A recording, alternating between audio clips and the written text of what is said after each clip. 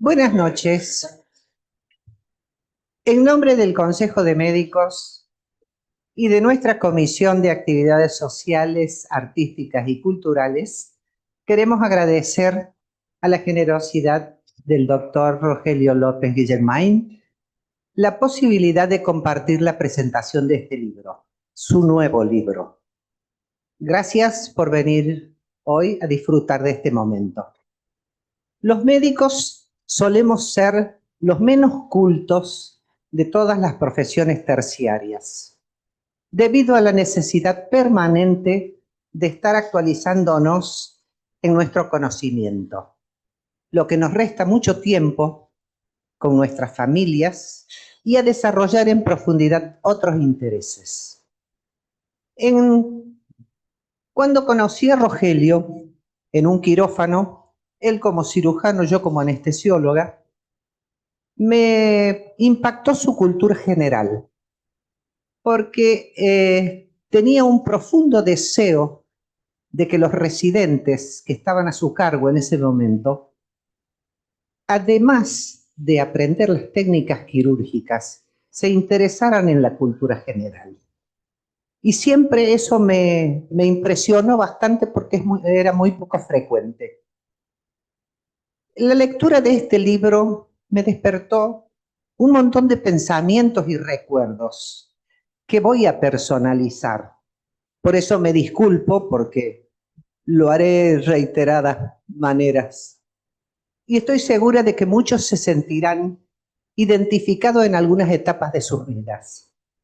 Muchas veces oímos hablar de generación X, Y o Z, pero en la vorágine de nuestras propias vidas lo vamos procrastinando y siempre esperamos el momento que tengamos para actualizarnos en profundidad sobre ese conocimiento con respecto a esa clasificación. Cada uno de los libros de Rogelio te obliga a pensar y a repensar. No te da soluciones mágicas. Solo te impulsa a buscar tu propia verdad. En mi vida atravesé muchas etapas, como en las comunicaciones telefónicas, por ejemplo. No dice muy bien de mi edad, pero bueno. Gracias a la lectura de este libro, estoy al tanto de que soy de la generación baby boomer. Eso significa que en cuanto a comunicarme telefónicamente con alguien, debía marcar un numerito o un llamadito especial a una operadora de una centralita telefónica y le pedías, dame con la familia tal o al número 17, por ejemplo, a pasar a tener hoy en la palma de la mano una videollamada a cualquier lugar del mundo. Ese avance tecnológico no fue acompañado por la educación, que sigue siendo la misma. Desde el punto de vista educativo, y yendo más atrás hacia la figura de Domingo Faustino Sarmiento, que nos llevó a ser el país más alfabetizado de Latinoamérica, aunque de otros muchos países también, a tener hoy que soportar desde el dolor de mi corazón como maestra normal nacional, que fue mi primer título, el lenguaje inclusivo, deformando la lengua, utilizando la E, la X o la arroba, tanto en el lenguaje oral como en el lenguaje escrito. Y ojo, no confundir, no discrimino sexo, género, religión o raza, nada por el estilo. Inclusivo sería que todos pudiéramos escribir y leer braille, por ejemplo, o comunicarnos con los sordomudos con el lenguaje de señas. Eso sería realmente inclusivo, no la deformación del lenguaje. Es tan rica la lengua castellana, con tantas variedades para utilizar, que simplemente es inentendible que tengamos que soportar ese tipo de de deformación de la lengua. Por otra parte, la disciplina en la educación. Y ojo, no hablo de castigos, hablo de disciplina, del respeto por el docente. Paulatinamente el docente ha ido perdiendo autoridad frente a sus educandos, al extremo de ser acosado o agredido no solo por los alumnos, sino también por sus familiares. Desde el punto de vista pedagógico, la pérdida del pensamiento crítico que nos permita discernir en base a la inducción-deducción la obtención de lo más allegado a la verdad.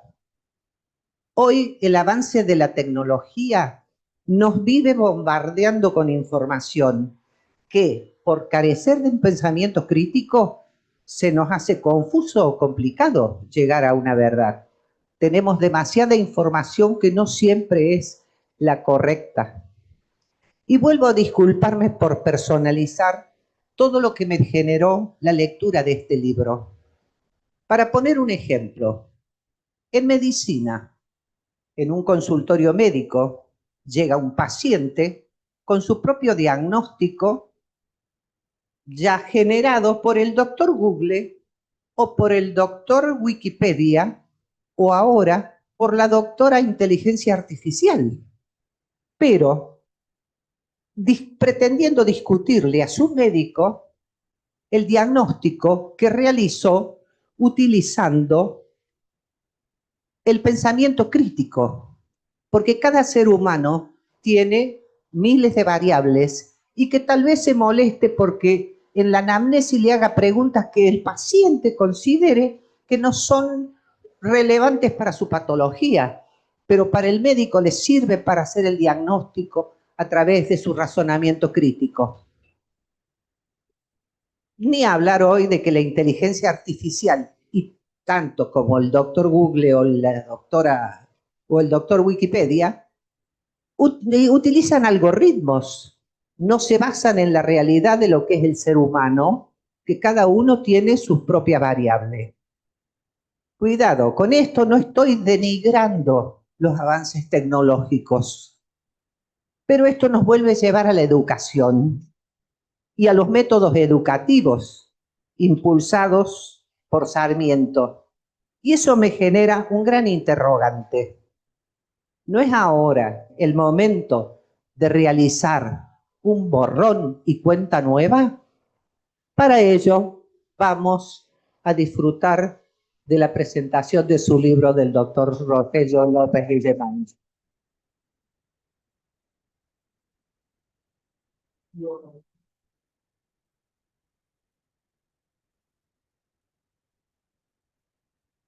Bueno, muchas gracias. Vamos a ir agradeciendo por orden cronológico, primero a los compañeritos de canto, que es un momento que disfruto muchísimo, es liberador y bueno, todo lo que es arte ayuda.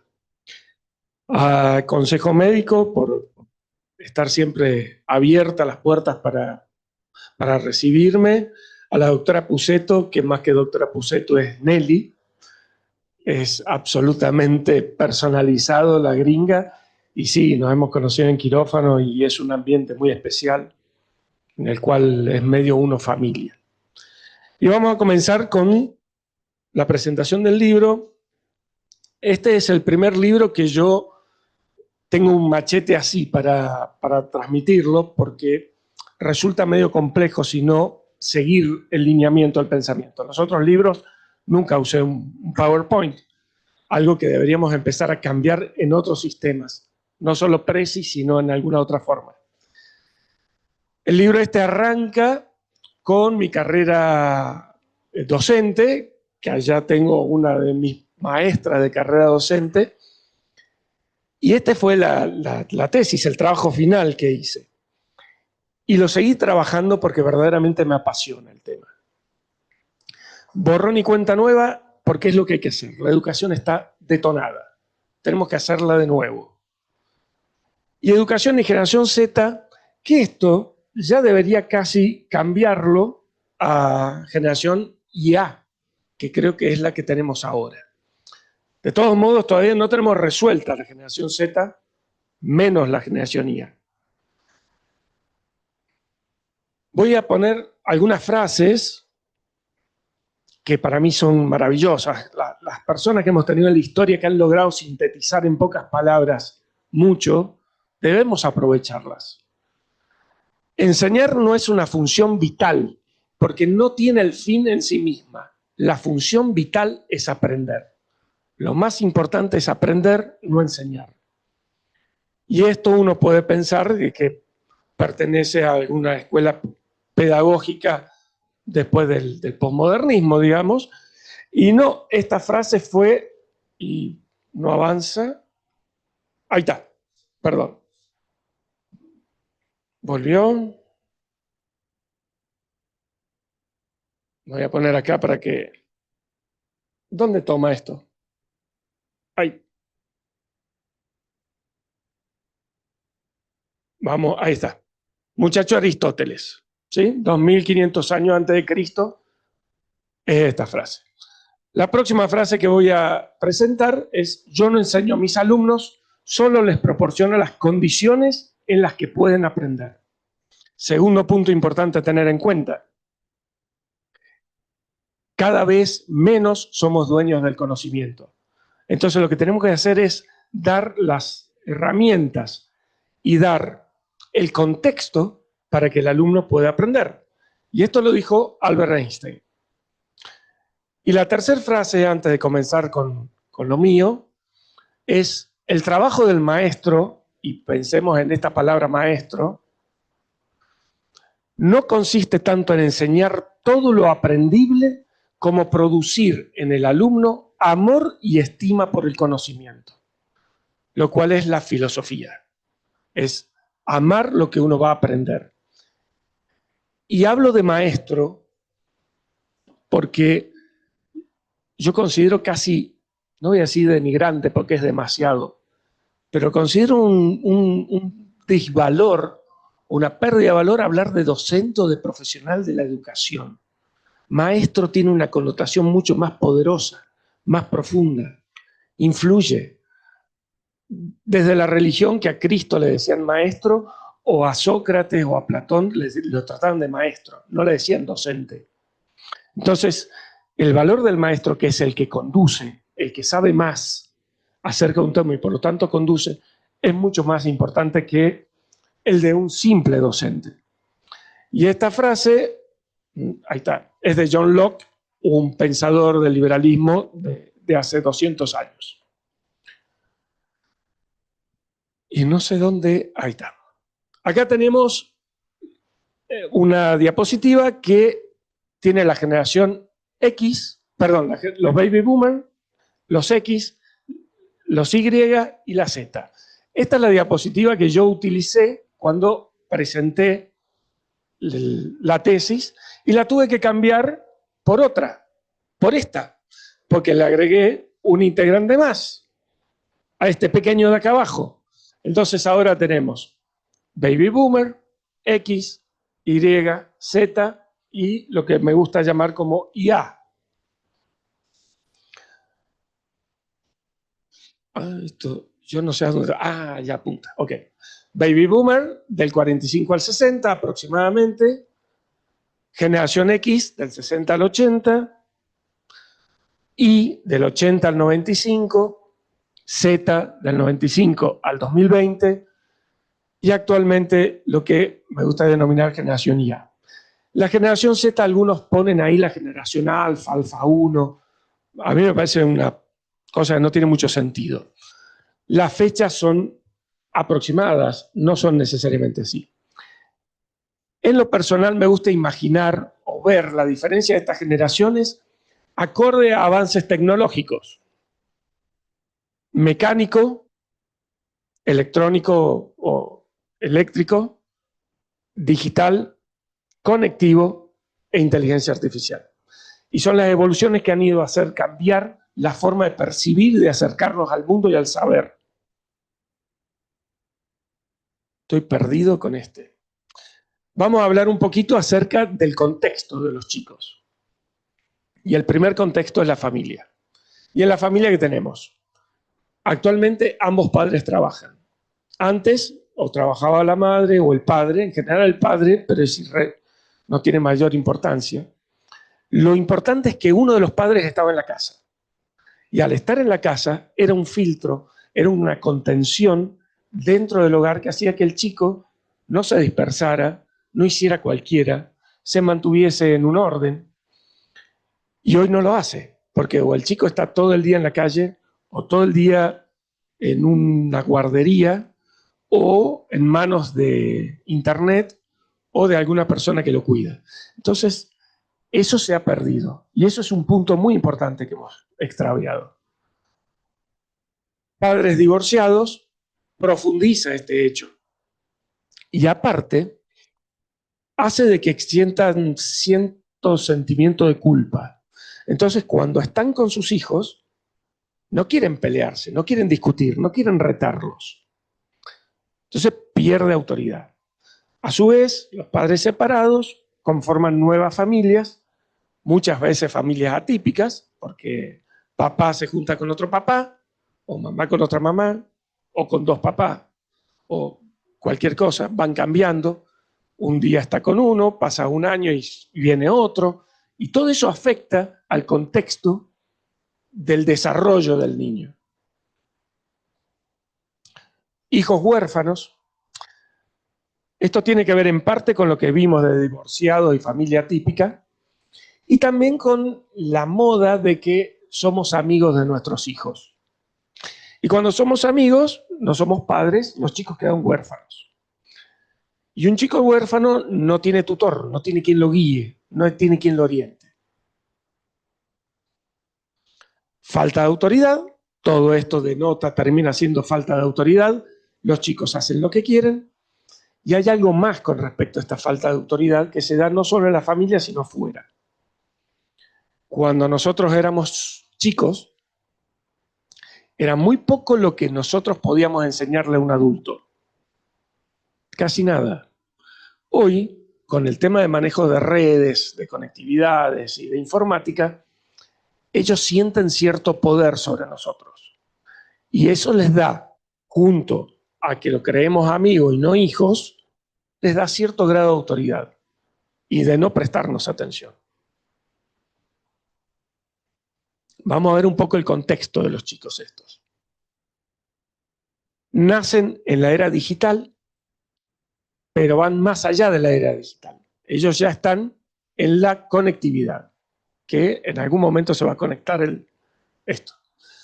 Ya están en la conectividad. ¿Qué diferencia hay entre estas dos cosas?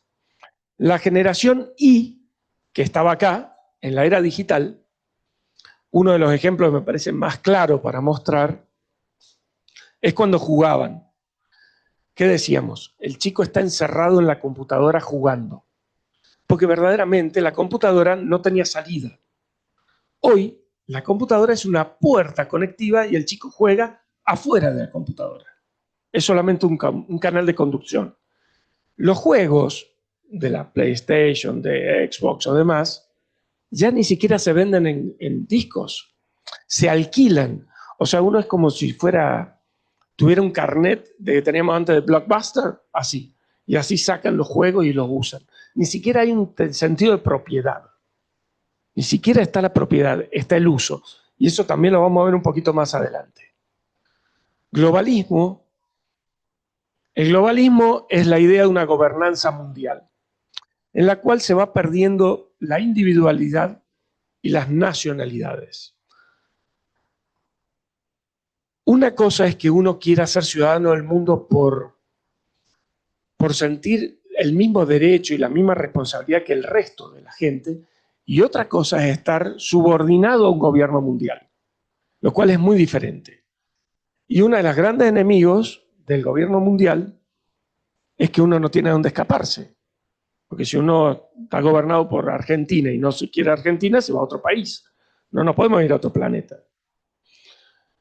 El posmodernismo tiene mucho que ver con el tema del globalismo. Todas las escuelas que vienen de Derrida, de Foucault, tienen una gran influencia en este sentido.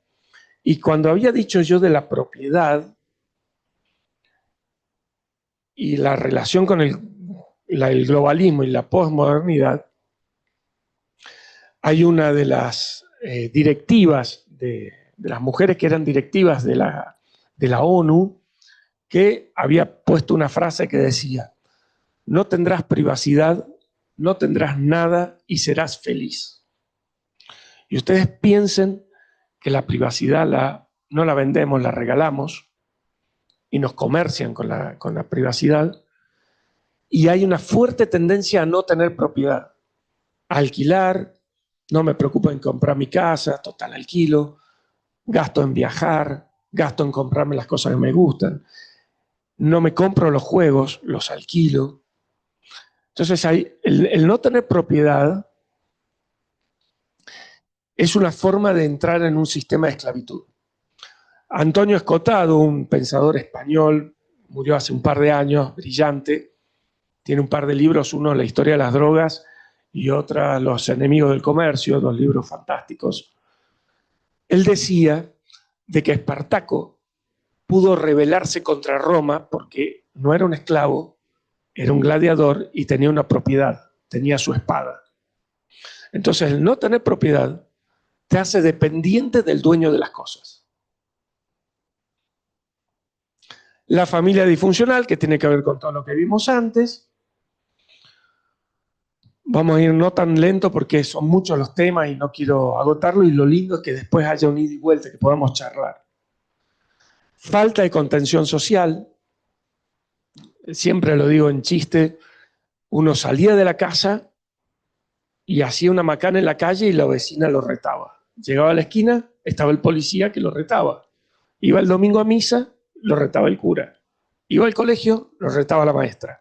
Y si uno se quejaba de cualquiera de esos retos, le daban doble dosis en la casa. Hoy no existe.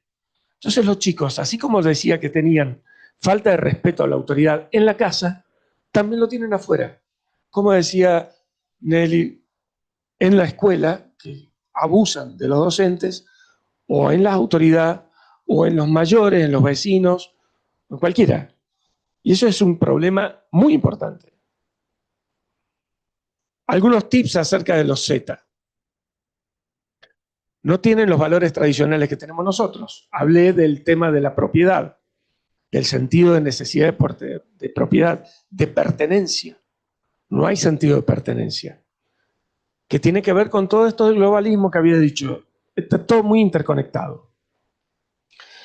Cuando a una persona se le saca el sentido de nacionalidad, empieza como a achicarse su círculo. Si encima le desarmamos la familia, ya queda el individuo. Y si a ese individuo, como hablaba Nelly, le hacemos que no sepa ni siquiera si es de un sexo o no sexo, que es lo más básico que cualquier ser vivo tiene, es un ser totalmente manejable. No sabe quién es, no sabe a dónde pertenece. Los valores tradicionales tienen que ver con eso, con el respeto, con la identificación. El respeto al conocimiento. No respetan la autoridad, pero sí el conocimiento, lo que uno puede darles.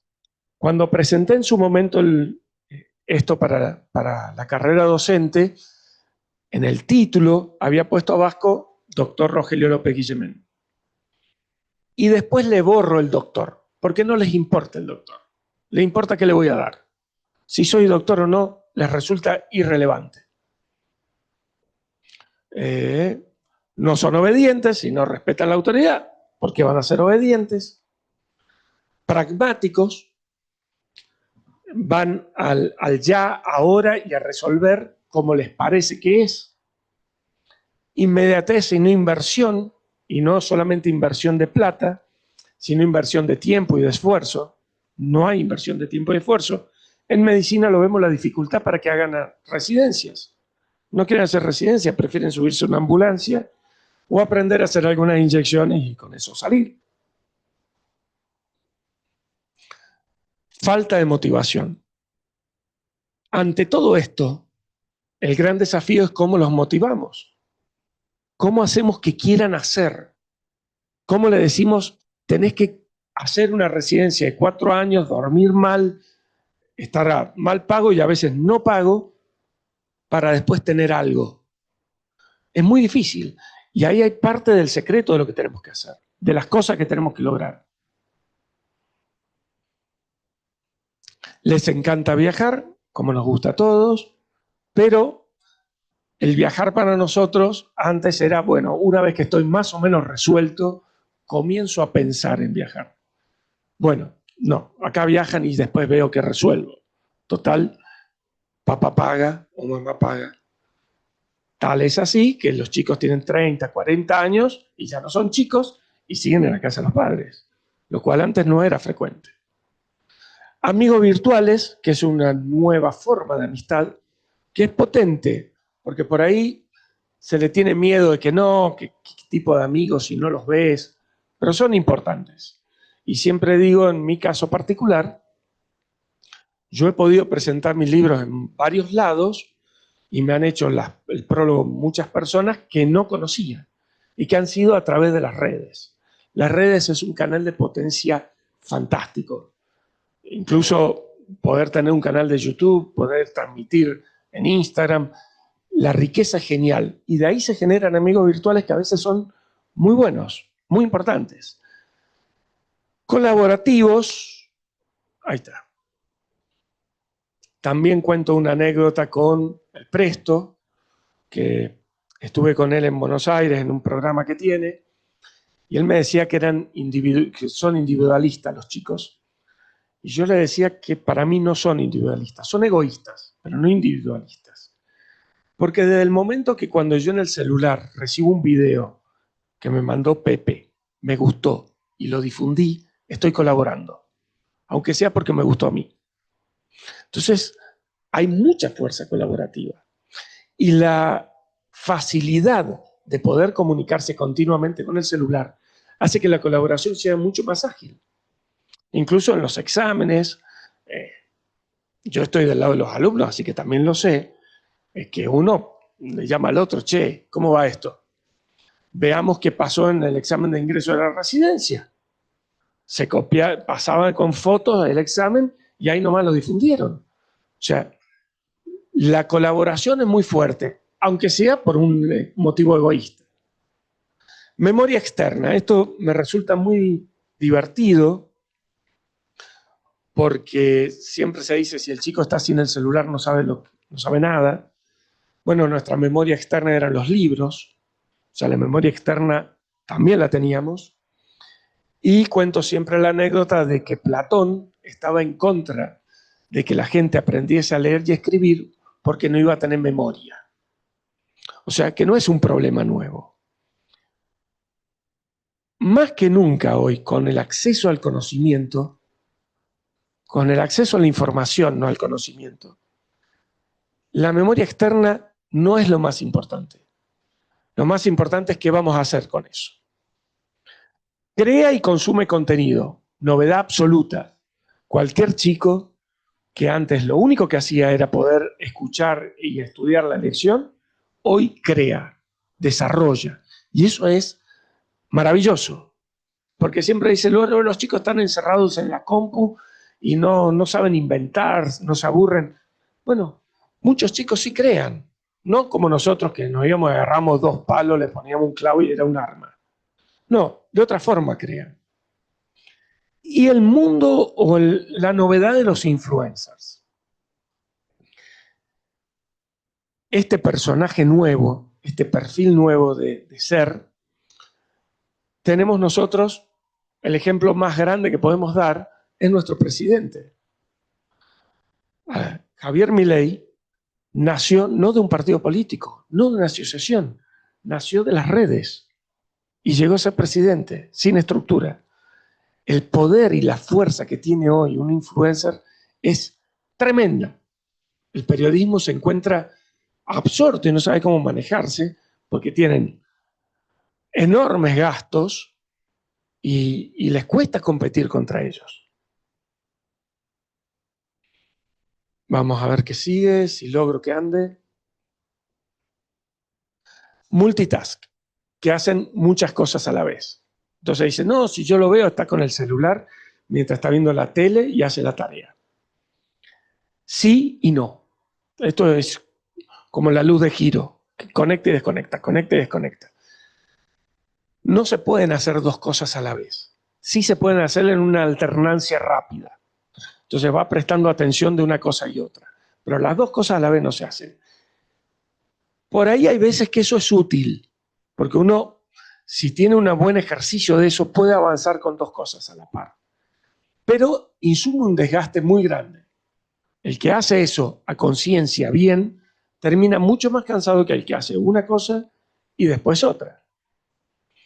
Tecnodependientes, otra cosa. Si no está con el celular, no existe. Bueno, nosotros si estamos sin la electricidad, tampoco servimos. ¿Cierto?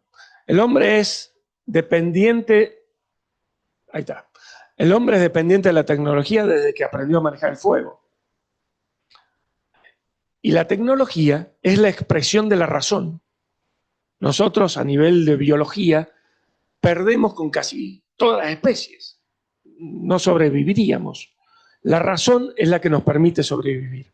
Y la expresión de la razón es la tecnología. Son nuestras garras. ¿Qué cambió?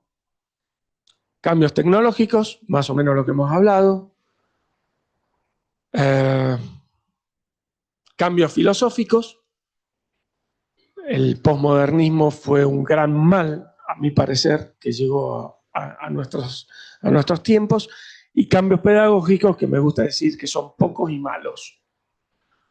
Se cree que el profe que se sienta con los alumnos hacia la par es más piola y va a llegar más. Y no pasa por ahí. Los cambios pedagógicos tienen que ser de formas, de herramientas, de inteligencia en la forma de entender el lenguaje del alumno y no en ponerme a la altura, porque no estoy a la altura. Del por qué al para qué también creo que es una cosa central. Nosotros siempre tuvimos mucha inclinación a saber el porqué de las cosas. Y nos decían, si vos no entendés el porqué, no te sirve, porque te lo vas a olvidar. Y yo se lo digo todavía a mis residentes. Hoy se los dije. No, miento, ayer, que tuvieron una clase, entonces hablábamos del tiempo de cuánto duraba la aspirina como anticoagulante. Entonces, cuando les llegué por qué duraba el tiempo que duraba, te digo, una vez que aprendes el por qué, ya está, no se te olvida más. Pero si lo aprendes de memoria, porque querés el para qué, o sea, si yo lo voy a operar, tiene que ser 7 días sin aspirina. Bueno, mañana te vas a olvidar si son 7 o 5. Pero si entendés el fundamento, el por qué, no se olvida más. Este es un video, te voy a pedir que lo corras, de una propaganda que me pareció genial con respecto a la diferencia de lenguaje. La hija le regala un iPad, al padre le dice qué le pareció y el padre lo usa para picar la verdura. Y la hija lo termina mirando y el padre como diciendo, ¿qué tuvo de malo? Claro, hablaban distintos lenguajes. No era lo mismo. El padre feliz diciendo, está divino el iPad y pica la verdura. No están en el mismo lenguaje y eso es lo que tiene que hacer el docente. Entender el lenguaje del alumno para explicar. Entender las formas. Acá puse 2 líneas, docente y alumno. Puse X porque si bien hay docentes Y, los que terminan de manejar los parámetros de educación son más grandes, son los X. Nosotros éramos conductistas, constructivistas. Conductista, todos, o grande parte de los que estamos acá hemos hecho palotes, hemos repetido la letra A, renglones y renglones y renglones. Hemos repetido las tablas y demás. Constructivista nos tocó al final de nuestra era. Los Z constructivistas, que es otra forma de ver más integral el saber, y conectivista, que no existe la palabra, la he inventado, para hablar acerca de la nueva realidad con respecto a las conexiones, a la conectividad. Deductivo e inductivo, nos enseñaban las reglas, de ahí aplicamos a la práctica, Y el inductivo, el ejemplo típico de un cisne blanco, un cisne blanco, un cisne blanco, un cisne blanco, los cisnes son blancos. Los Z son inductivos, son observadores de la realidad, pero como dije que no creen en la autoridad, no creen en las leyes, en las reglas. Entonces no van a ser nunca deductivos. Son inductivos e intuitivos. Habíamos dicho que eran pragmáticos. Lo que les parece que es, lo hacen. Nuestro lenguaje, principalmente somos formal lingüístico, usamos las palabras, nos comunicamos a través del idioma, que lo están deformando, como bien decía Nelly. Cuestión de que ya Orwell, en 1984, ya empieza a hablar de la neolengua, hace casi 80 años. Así que miren la importancia que tiene el lenguaje, que ya tenía eso hace tanto tiempo. Los Z, que manejan un lenguaje informal iconográfico, que me gusta decir que es el arte rupestre 3.0. Ya hemos vuelto a la época de las cavernas. Ventajas y desventajas. Este es mucho más ambiguo, es más simpático, es más expresivo, pero aquel es más específico. Entonces, pasa, por ahí manda un mensaje uno en WhatsApp y le mandan una carita y no está del todo seguro qué dice. Incluso la forma de interpretación, no sé si han visto la serie Adolescencia, que una imagen para una generación significa otra cosa diferente que para otra. Somos analíticos, los chicos son sistémicos sintéticos, nosotros hacemos un desglose del saber, vamos a las causas, a la menor porción posible de conocimiento y después reintegramos. Ellos ven las cosas como un sistema. Y sintéticos, ¿por qué? Porque unifican y conforman nuevas cosas. Uno ve, no saben si saben lo que es una furra. Esto va a estar prohibido para menores de 18. Una furra es un personaje que es una mujer que suele tener orejas y cola y que tiene connotaciones sexuales. Entonces hay como una simbiosis entre un animal y un ser humano. Casi como volviendo a la mitología, así como volvimos al arte rupestre, volvemos al Minotauro, etc. Pensamiento lineal, una cosa tras de otra. También acá me gusta dar un ejemplo claro. Nosotros por ahí queremos saber algo en Instagram para subir una historia o lo que sea, me pasa con mi hija. Entonces empiezan a tocar y vos le decís, para. ¿Qué tocaste primero? Porque necesitamos paso por paso, punto por punto, lineal. Ellos no. Ellos tienen otra forma de ver las cosas, que es el mosaico, holístico, lo ven como un conjunto, e hipervínculos. El hipervínculo, que es tan lindo porque uno va navegando por el saber, también es una forma de entender las relaciones de las cosas. Estructurados, absolutamente estructurados. Ellos son desestructurados. El estructurado tiene que ver con pensamiento deductivo, inductivo, lineal, analítico. Todo eso es estructurado. Al estar saltando de un lado a otro, al ver todo junto, al ir y volver, termina siendo absolutamente estructurado. La disciplina metodológica, a nosotros nos enseñaron el método, ¿sí? Muy kantiano, muy de dar orden. Kant decía que la disciplina transforma la animalidad en humanidad. Por eso la tenemos.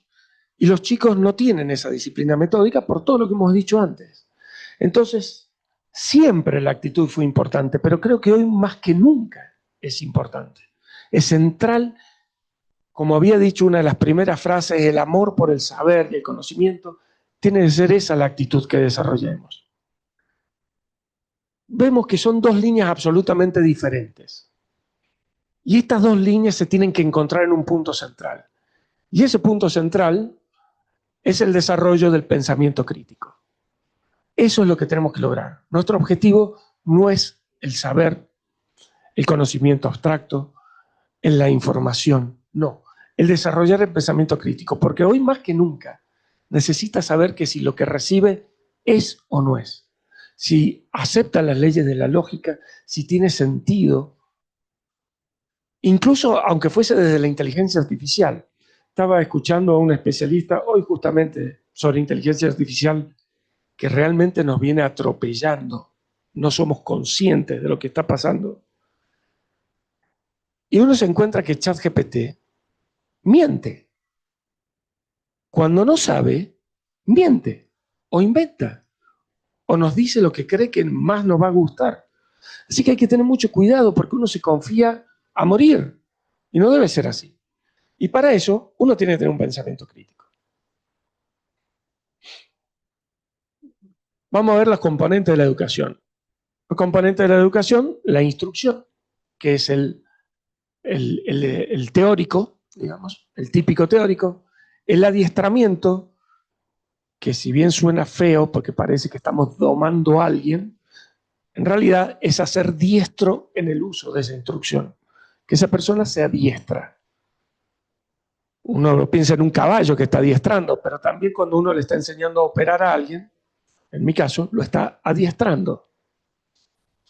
Y la filosofía como filosofía del saber, como amor al saber. También esta es otra anécdota que suelo contar. Estaba cenando con Alberto Venegas Lynch, cuando estaba en proyecto el libro, y yo ahí quería poner adoctrinamiento. Y suena horrible, porque es una palabra mal usada. La doctrina es discutible. Lo que no es discutible es el dogma. Entonces, que haya una doctrina está bien, porque está mal que haya un dogma.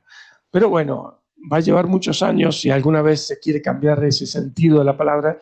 Así que después de no encontrar un sinónimo y de haberle dicho, dame un sinónimo y no dármelo, tuve que decantar por una palabra que amo, que es filosofía. Y llegamos a las TIC, técnicas, que ahora parece que todo sigue información y comunicación, y en realidad las TIC existen desde siempre, porque parece que son cuando son informáticas nada más. Cuando pintaba en la piedra, en la cueva, una casa, estaba usando TIC, estaba informando, dejándole a sus hijos o a otro que viniera, no sé, el mapa de donde estaban los bisontes para ir a cazarlos. Así que eso no es nuevo. Las técnicas para el aprendizaje y el conocimiento, que es cómo aprendemos, y del empoderamiento y participación. Estas tres cosas se relacionan con las que acabo de decir de la educación. Las TIC son la instrucción, si es que esto llega a andar, las TAC, el adiestramiento, y la TEP, el empoderamiento. El empoderamiento es el saber, la filosofía del saber, el aprendizaje es a través del adiestramiento y la información, la instrucción. Terminamos con otras frases más y después quiero que abramos el diálogo porque es lo más lindo de esto. Dice, el valor de una educación no es el aprendizaje de muchos datos, sino el entrenamiento de la mente para pensar. Albert Einstein. Más o menos lo que estamos diciendo, el desarrollo del pensamiento crítico. Son 4 frases, no los voy a cansar. No hay que empezar siempre por la noción primera de las cosas que se estudian, sino por aquello que puede facilitar el aprendizaje. Alguien diría que eso es aprendizaje significativo. Mi docente allá hubiera dicho eso. Pero eso lo dijo Aristóteles. Mucho antes de, creo que era Ausubel, era el que había dicho, no me acuerdo. Bueno, lo dijo Aristóteles, o sea, lo plagió. Ser autodidacta es, estoy convencido, el único tipo de educación que existe. Otra frase que se siente absolutamente del hoy y que desde los años 70 es de un genio como Isaac Asimov, creo que era físico o químico, no me acuerdo, daba clases en el MIT y escribió apenas 500 libros. 500 libros. Un libro por mes, por 40 años. Tremendo.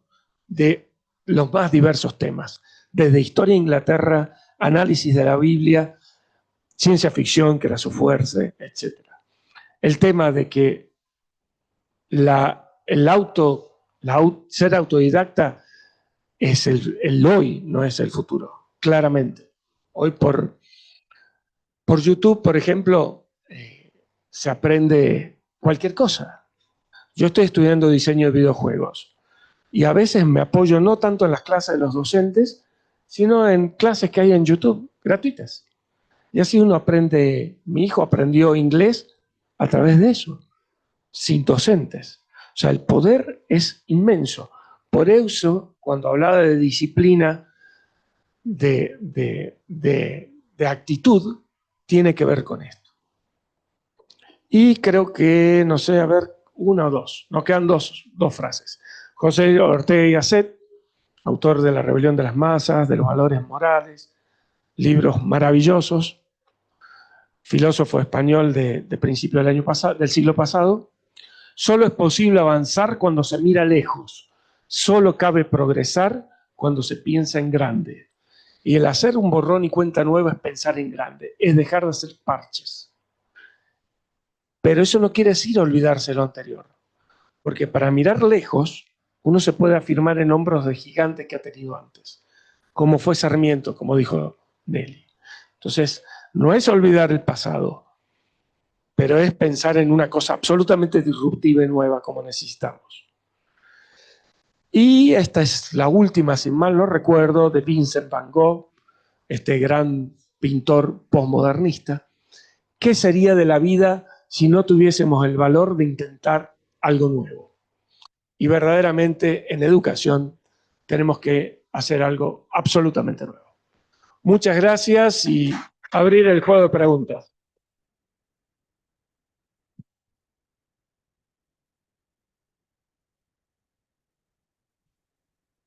¿Que quiera preguntar algo? A ver, creo que este otro.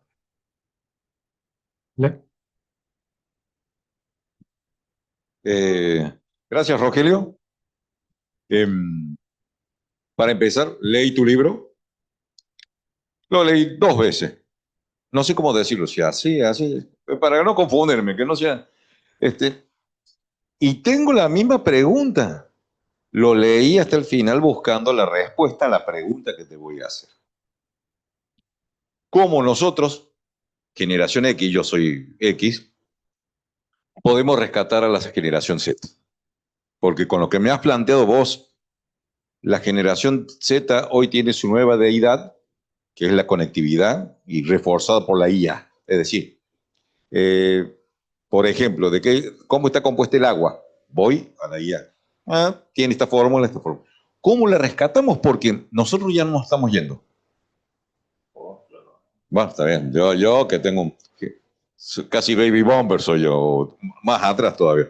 Entonces, ¿qué debemos hacer nosotros como X para ayudarlos a ellos a Z a ser como lo que nosotros queremos que fueran? Que hayan sido previsores, el ahorrativo, el pensamiento crítico, el amor a la filosofía. Vos sabés bien que a mí no me gusta la filosofía. Pero bueno, busqué las herramientas en el libro, no las encontré. Entonces tengo la posibilidad de preguntarte a ti, ¿qué puedo hacer yo? Porque yo conozco hijos, primos, sobrinos, amigos, conocidos, estudiantes, que esto, que aquello otro, que son generación Z y reúnen todos esos requisitos. ¿Me entendés? Es decir, y sé que por ejemplo, en la estadística que presentaste en el libro, no les gustan los jefes, no les gusta cumplir horario, no les gusta vestir en las entrevistas. Recuerdo en una de las páginas, creo que en la 98, decías vos que uno de los que fue a pedir trabajo o una entrevista laboral fue con el padre. Y dije yo, ay, ¿cómo hacemos entonces para rescatarlo? Porque nosotros, yo me siento responsable como a la generación esta Z la ayudo. Ni pensar, no te voy a preguntar cómo ayudo la IA, no. Ya se me escapa de mi campo de conocimiento acá. Esa sería la pregunta, Roger. Bueno, claramente no tengo la respuesta. No tengo la respuesta. Y como empieza el libro, que dice, este libro tiene fin, pero tiene un fin, pero no tiene fin. Porque es un tema abierto. ¿Qué puedo decir? Cada uno sabe por dónde entrarle, me dice, ¿cierto? Es como si fuéramos jugadores de fútbol. Está el habilidoso que hace goles y está lo que somos patadura y que somos marcadores.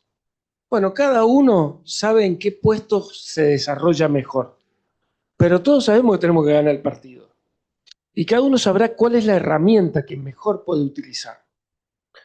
El fin de ganar el partido es lograr el pensamiento crítico.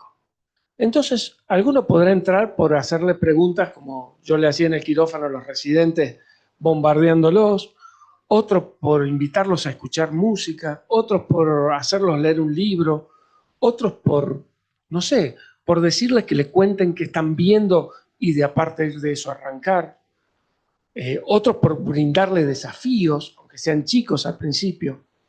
Claramente esto tiene que empezar en la casa, pero ahí ya no podemos manejarlo nosotros. Entonces en la casa uno puede manejarlo de él. El tema es después, afuera. Bueno, afuera es más difícil, pero hay que hacerlo. Hay que hacerlo porque se viene una época muy compleja, yo creo. Aquellos jóvenes de alrededor de 20 años, ¿sí? 25, 20, que verdaderamente hayan entendido esto, van a ser amos y señores, porque el número de esclavos intelectuales y de esclavos materiales, no de libertad, sino de esclavos materiales e intelectuales que va a haber en la próxima generación es gigante, a mi parecer. Entonces, aquellos que sepan entender este concepto, que son pocos, van a ser los que van a manejar las cosas.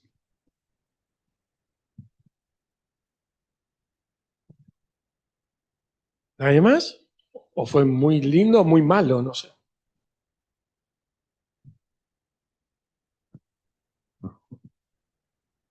Gracias, Rogelio. Bueno,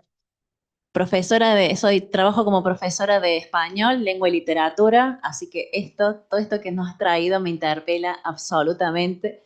De hecho, hoy tuve taller docente, los talleres docentes que tenemos en varias veces al año, como 3, 4 veces al año.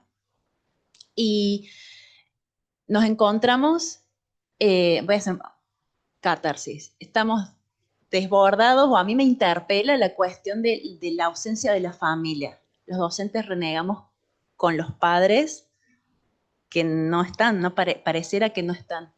Entonces yo también tengo la misma pregunta, ¿qué hacer? ¿Qué hacer con...?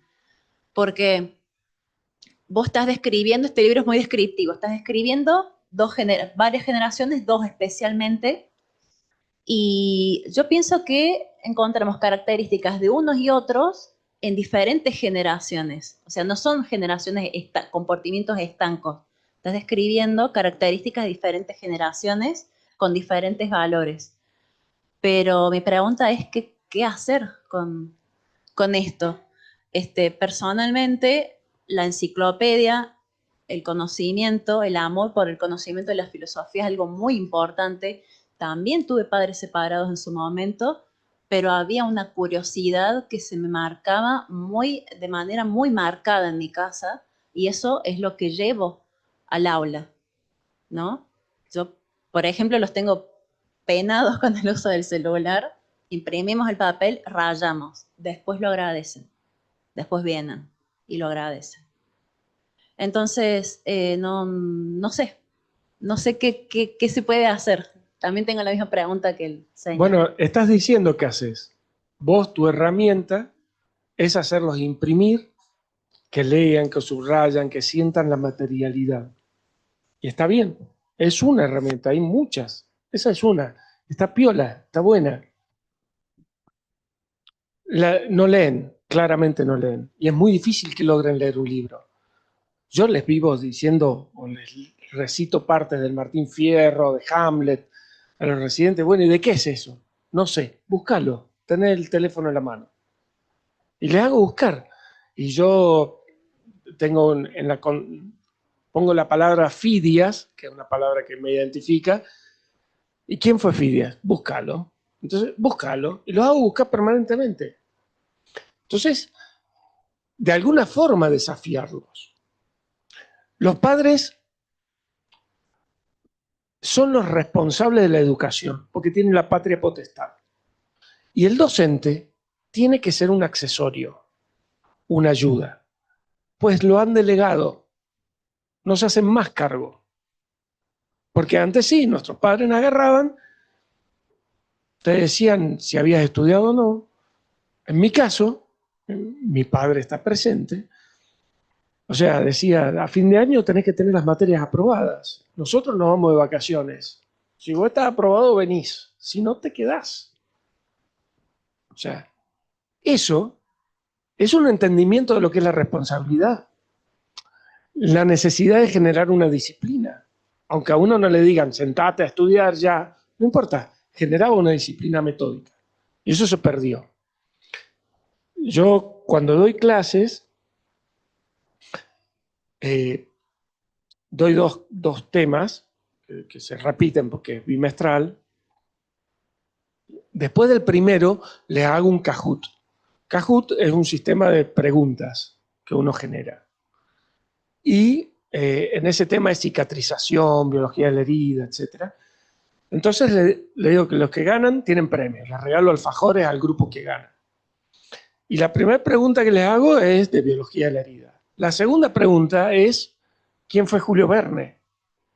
La tercera, cicatrización. La cuarta, no me las acuerdo, pero ¿cuándo se sancionó la Constitución Nacional? No vale, me dicen. Jódanse, tienen un ratito, resuelvan. Y terminan agradeciéndolo.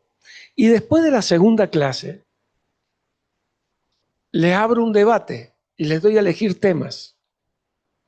Y se quedan, porque no es obligatorio.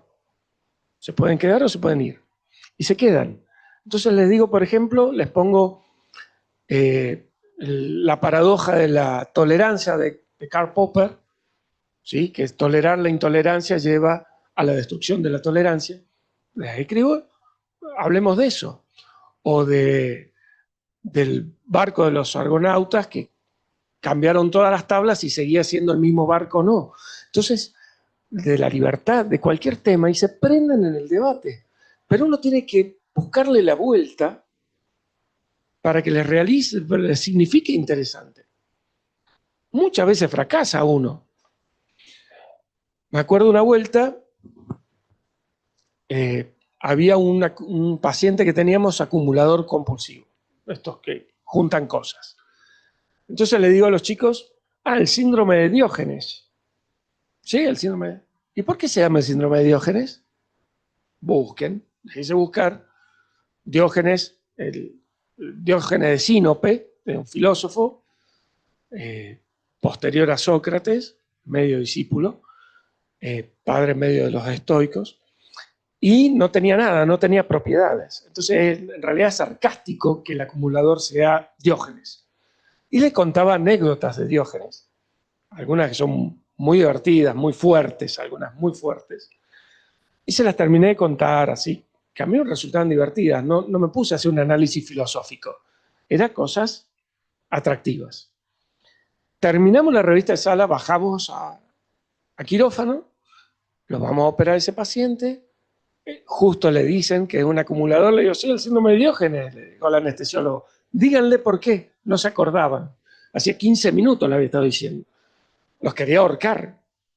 Yo, a ver, si no le estaba haciendo cálculos matemáticos, eran anécdotas divertidas. Bueno, muchas veces fracasa uno, pero eso no hace que no te haga seguir buscando las herramientas.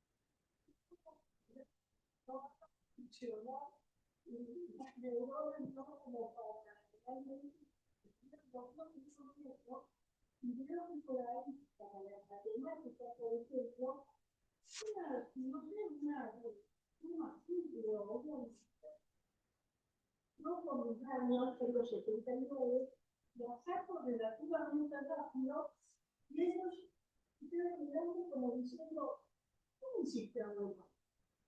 Entonces, digo, me parece eso, ¿no? Pero me parece que buscarle la vuelta en incentivarnos a que, bueno, más allá de que tienen la resolución fácil, puedan interiorizarse un poco más respecto de esa respuesta fácil, no sé si fácil, pero rápida, que encuentran en medio de la tecnología.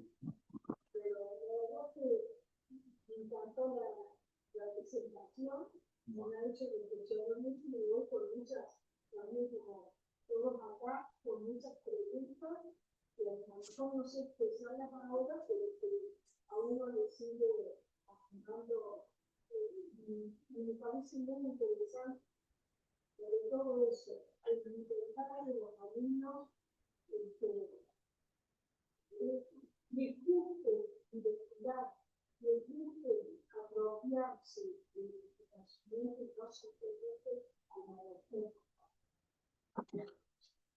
Bueno, es lo que hablábamos recién. También me gusta pensarlos como la generación clic, ¿no? Hacen clic y ya está. Pero ese clic lleva una inversión. Invirtió otro, tiempo, esfuerzo, saber, conocimiento. Y dije que no les gusta la propiedad. Entonces el aprender, el tomar el conocimiento es propiedad. Entonces piensan en el usufructo, igual que viajar, igual que alquilar el auto, igual que usar el conocimiento apretando el botón y nada más. Entonces, al no ser dueños, vuelvo a decir, se transforman en esclavos. Hoy el desafío de la inteligencia artificial, que es el gran desafío, es el entenderlo como una ayuda, como un asistente súper poderoso. Yo lo uso. Yo escribo y por ahí no me termina de cerrar lo que escribí y se lo paso. Y me da cosas que me gustan o que no, pero me da una opción distinta. Pero si yo no tengo el entendimiento de qué estoy haciendo, me transformo en un esclavo de esa inteligencia.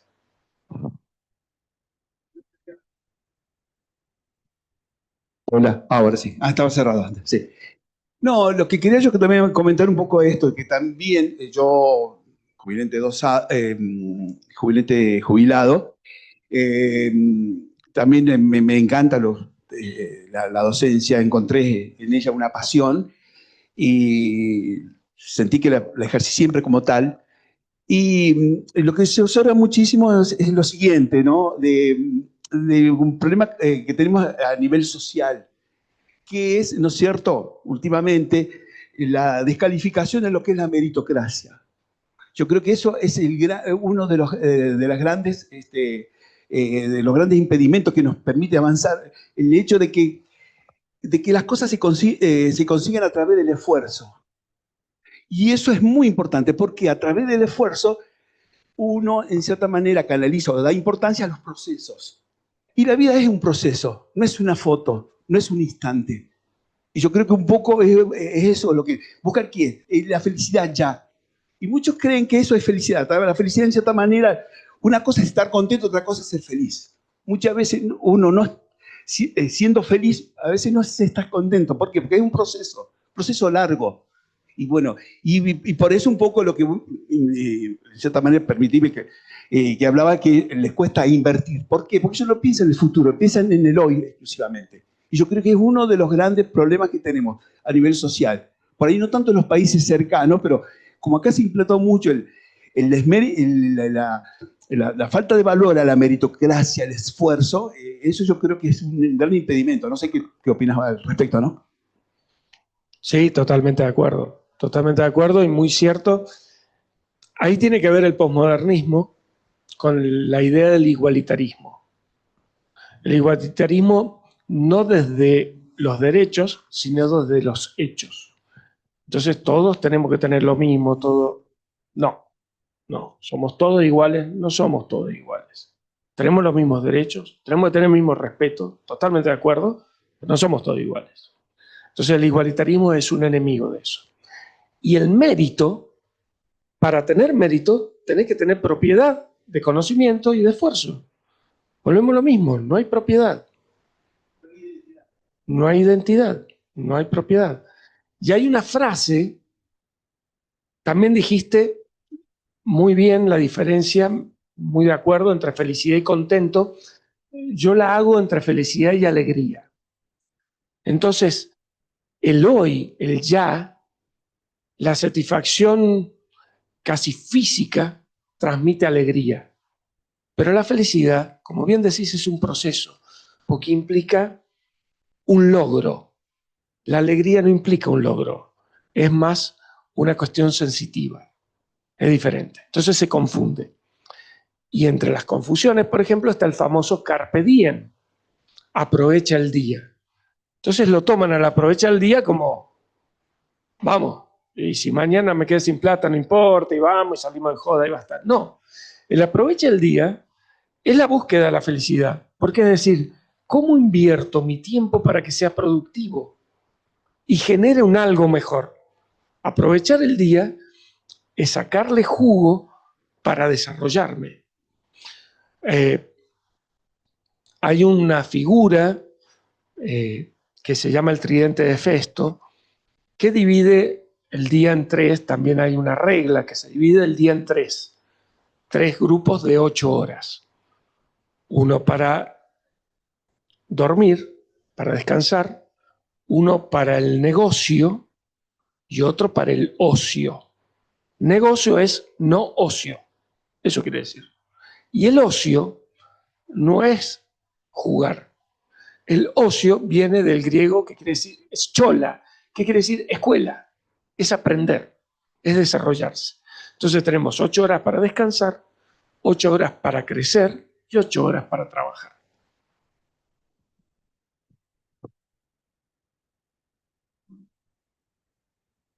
Bueno, a ver. Muchas gracias. La verdad que me ha dejado muy asombrada, gratamente, la conferencia que usted ha dado. Es increíble. Tocando un tema tan sensible que evidentemente nos tiene que preocupar y mucho, porque esto avanza a una velocidad mucho más impredecible que la que nosotros podríamos imaginar. Yo creo que hace rato que empezó la hecatombe, lo que pasa que ahora es como que, bueno, está en un estado ya bastante avanzado y el tema es que hoy muchos padres se preguntan qué hacemos con los chicos chicos y con los adolescentes, porque ya no tienen más ningún tipo de prácticamente autoridad sobre ellos. Yo creo que con todo lo que usted ha expuesto y con todo lo que se ve, en poco tiempo, sobre todo los países periféricos, vamos a pasar a tener una gran cantidad de esclavos al servicio de algunos señores que van a ser los dueños del saber y la tecnología. Ellos no van a creer que saben, pero en realidad no saben. Y hay un problema que es la incomunicación cada vez mayor que existe entre la familia y los niños y los adolescentes. Ya no hay más comunicación. Y un desrespeto que yo no quiero parecer como antigua, porque no me gusta parecerlo, aunque ya medio que lo soy, pero creo que tiene que haber una escala de valores y una escala de respeto, y debe empezar por la casa. Necesariamente yo creo que los chicos tienen que pasar más tiempo con los padres, pero no encerrados en el escritorio o en el dormitorio. La mesa familiar tiene que volver a ser un centro de debate. Eso se perdió hace mucho. Entonces, tampoco el chico o el adolescente tiene ninguna forma de valorar demasiado cuánto tiene ese adulto que dice ser su madre o su padre de conocimientos para enseñarle y transmitirle. Entonces se va creído de que él es el que sabe más o ella es la que sabe más porque maneja 4 botones que los papás no manejan. Yo creo que evidentemente Baradel no debe ser el que tiene la respuesta a este dilema. Creo que en este dilema estamos y creo que el desafío que la gente que está en la educación tiene y es muy grande. Bueno, nada, muchas gracias. No, por favor. Es la inquietud que a mí me tiene mal. Has recorrido en el análisis varios de los puntos que vimos. El tema de la familia, la desestructuración de la familia, la falta de un referente continuo que maneje, la falta de ejercicio de la patria potestad.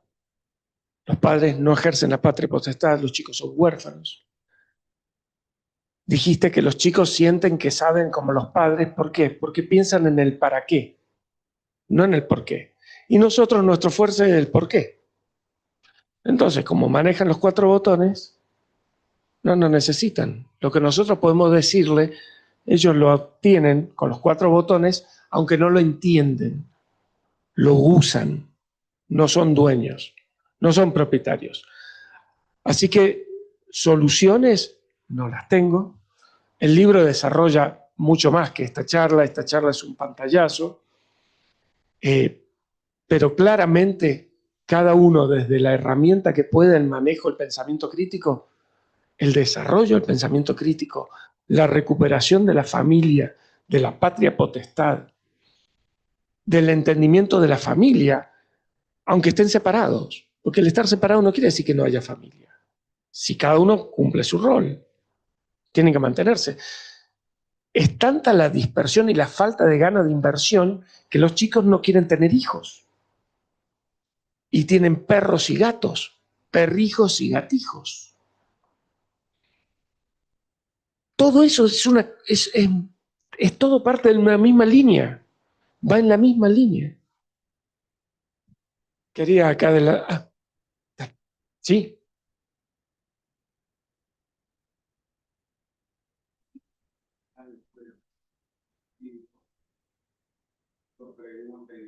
Creo que el botón lo tenés apagado.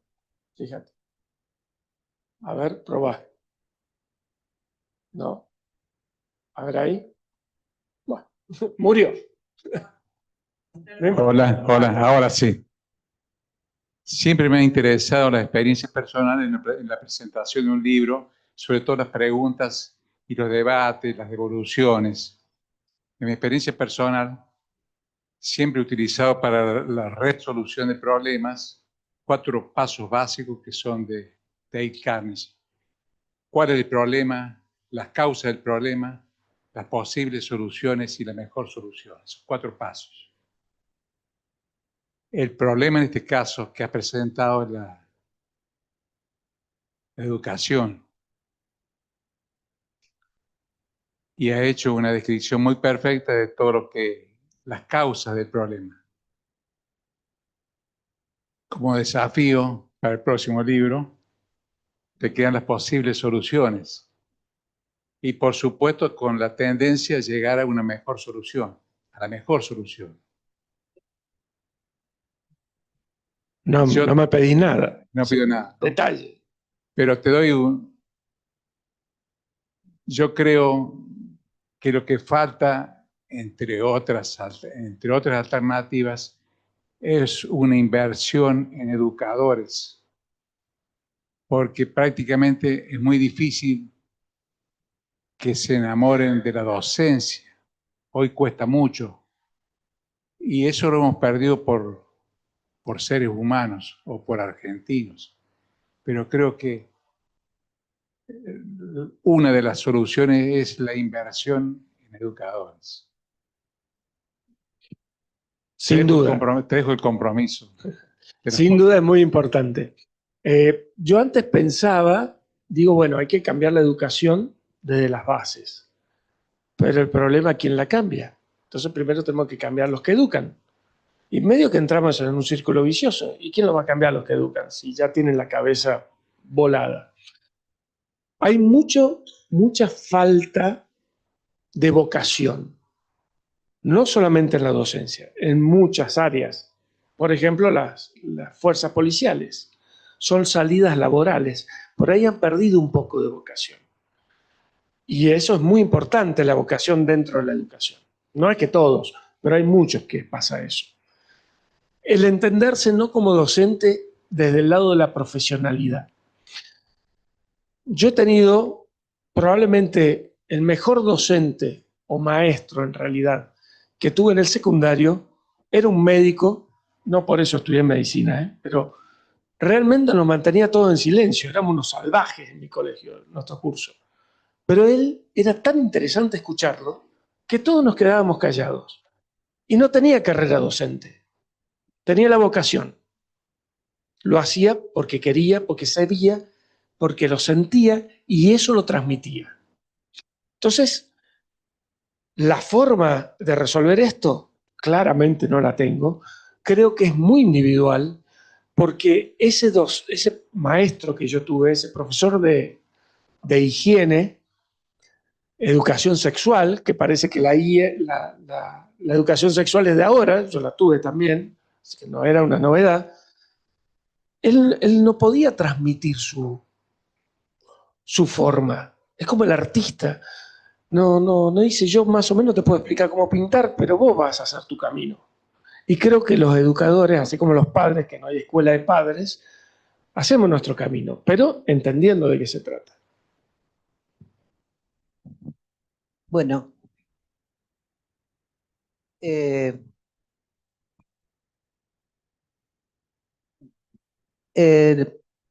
mi aporte a lo que dije anteriormente, los libros de Rogelio nos hacen pensar y repensar, no nos brinda soluciones mágicas, que realmente la solución mágica no existe, pero desde el punto de vista médico se me nace la inquietud. Si realmente la generación actual no utiliza la computadora que tenemos adentro, llegará un momento que se va a atrofiar y los pocos o escasos que la utilicen serán los amos del mundo. Es probable, es lo que yo supongo, e incluso hay algunos estudios que hablan que el coeficiente intelectual discutido como que existiese, pero que el coeficiente intelectual por primera vez en la historia de la humanidad está bajando. Así que sí, lo que no se usa se atrofia. Gracias. Hola. En primer lugar, gracias, Rogelio, primero por tu vocación de aprender, pero más importante, la vocación de transmitirlo, de que los demás también se queden con algo. Eso como primera medida. Y yo me quedo con un grado importante de preocupación, porque yo sostengo que actualmente sigue habiendo esclavos.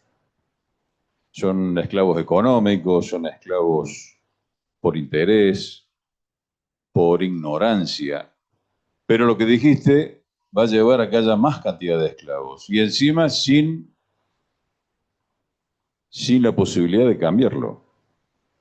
Porque yo veía los chicos jovencitos y he tenido oportunidad de tratar a bastantes y ellos creen, están convencidos que están en el camino acertado, que nosotros somos los equivocados, y en parte creo que tienen razón, pero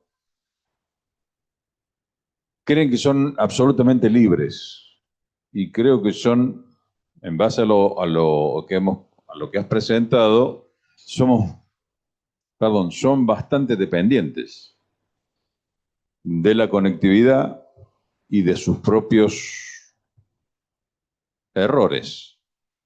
Entonces, si hay una figura, que hace rato está dando vuelta y hay gente que puede estar de acuerdo o no, que es el nuevo orden mundial, que tiene que ver con esto de perder la nacionalidad, tiene que ver con destruir la familia, tiene que ver con esto del género, que no sepan qué son, que no tengan claro qué son. Entonces, van a ser mutantes, te diría, van a ser personas que van a caminar por el mundo sin de saber de dónde vienen y tampoco saber de dónde van. O sea, el punto de partida no lo conocen. Entonces, bueno, quedo preocupado y creo que tenemos la responsabilidad porque de alguna manera hemos logrado esto.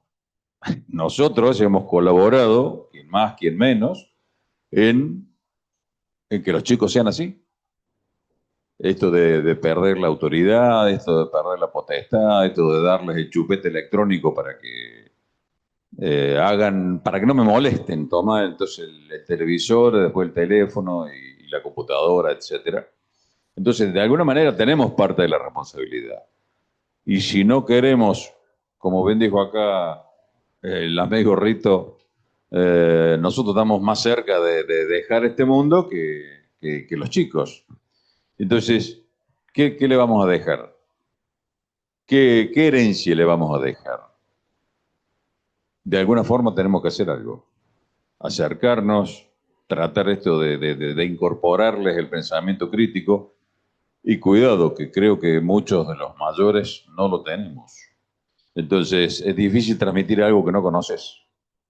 Así que me dejas con un montón de interrogantes. Ha sido un disparador. Y de alguna forma hay que tratar no sé cómo lo ves vos, pero hay que tratar de revertir esto, porque la verdad que lo hemos hecho mal, muy mal. Bueno, sí, claramente es un problema mayúsculo, por eso escribí el libro, porque realmente me importa, me preocupa. En realidad no me preocupa, me ocupa. Y creo que ese es un punto de partida. No preocuparse, sino ocuparse, desde donde uno pueda. El despertar conciencias es la forma, y yo creo que tarde o temprano tiene que aparecer un Espartaco, volviendo al concepto.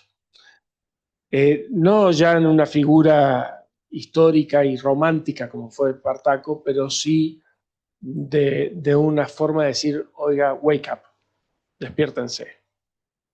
Me parece que tiene que pasar eso. Yo quería comentar, Rogelio, justamente cuando hablaste de la esclavitud y de Mr. GPT, hace poco se hizo viral un video donde iba una pareja de vacaciones, creo que a Costa Rica, y Migraciones no los dejaba entrar porque no tenían hecha la visa. Entonces la chica arma un escándalo, llora y grita porque GPT le había dicho que no hacía falta la visa para entrar a ese país. Es decir, no hubo otro recurso, no hubo otro tipo de conocimiento o fuente de información para poder resolver ese tema. Me pareció tremendo. Indignadísima con GPT. No se puede creer. Que le haga juicio a GPT. No sé si han visto, por ejemplo, uno que le quiere hacer contar del 1 al 1000. Y GPT lo charla, le dice, bueno, no, pero va a ser muy largo, es 1, 2, 3, hasta llegar al 1000, y no le cuenta hasta 1000. O sea, y le busca de distintas formas y no se lo cuenta. Por eso el entender que esto es una herramienta y no subordinarnos a la herramienta es lo central. O sea, mientras ejerzamos la razón, que es lo que nos identifica como humanos, va a andar todo bien. Pero cuando dejemos de hacer eso, ahí está el problema. Y por eso el entregar al para qué y no al por qué está el tema. Hablé muy rápido, mostré un montón de cosas y por ahí hace falta verlas y reverlas para ir conectándolas, pero están todas conectadas. Está todo, es un hilo conductor. completo. Bueno, creo que ha sido más que suficiente la tortura que le hemos dado a toda la gente acá, al operador que se pasó. Muchas gracias y a tomar un café.